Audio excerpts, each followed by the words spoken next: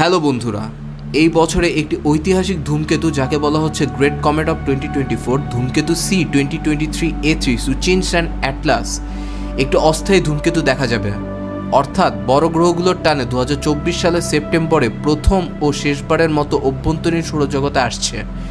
এটা সূর্যকে আবর্তন করে না। সেপ্টেম্বরের মাঝামাঝি থেকে অক্টোবরের 20 তারিখ পর্যন্ত ভোরবেলা সূর্যোদয়ের আগে পূর্বাকাশে ও তারপর সন্ধ্যায় সূর্যাস্তের পর দেখা যাবে।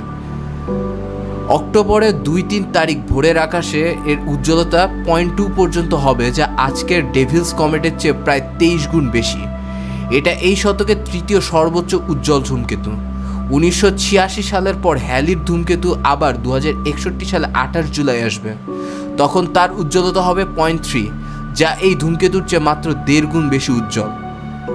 তাহলে দেখা হচ্ছে পরবর্তী নতুন কোনো ভিডিওতে। সেই পর্যন্ত ভালো থাকবেন, সুস্থ থাকবেন। আল্লাহ হাফেজ।